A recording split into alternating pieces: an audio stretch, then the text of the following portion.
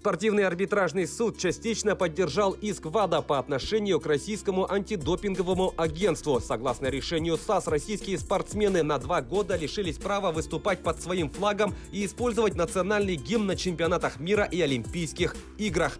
Также Россия в течение этого времени не сможет принимать масштабные международные соревнования, а российским чиновникам запрещено занимать руководящие должности в каких-либо международных спортивных федерациях. Напомним, причиной иска стали выводы следователей ВАДА, зафиксировавших факты манипуляций с базой данных московской лаборатории, где хранились допинг-пробы российских спортсменов.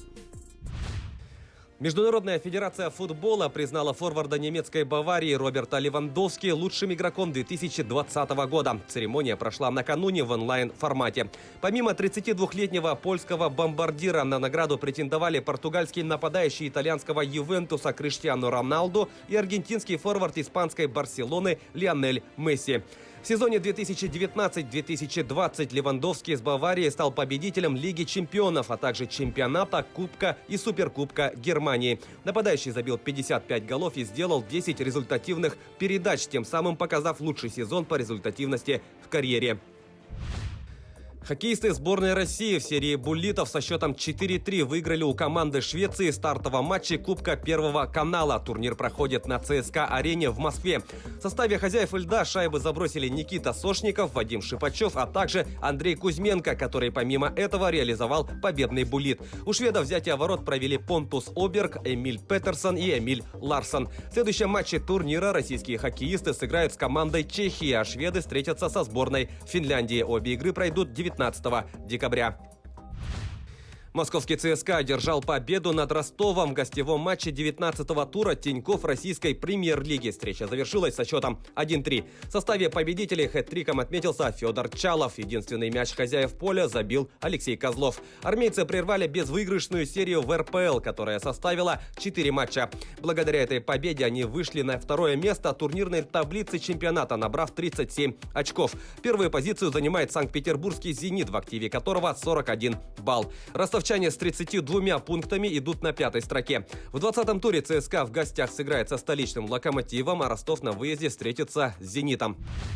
Перейдем к событиям нашего региона. Якутский легионер сборной Кыргызстана Аял Лазарев, выступающий в весовой категории до 125 килограммов, стал бронзовым призером личного Кубка мира по спортивной борьбе.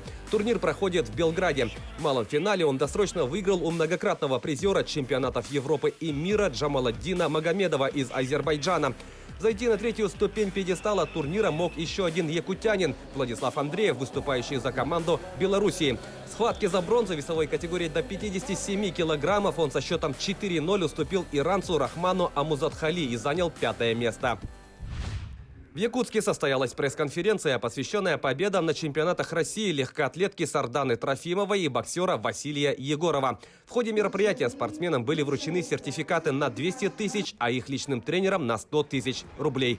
Напомним, Трофимова в начале декабря в 4-й раз в карьере стала победительницей чемпионата страны по марафону. Соревнования прошли в Сочи. Якутянка пробежала дистанцию за 2 часа и 27 минут. Егоров также в начале месяца стал 4-кратным чемпионом России, выиграв в финале турнира, который прошел в Оренбурге, у представителя Новосибирской области Ахтема Закирова.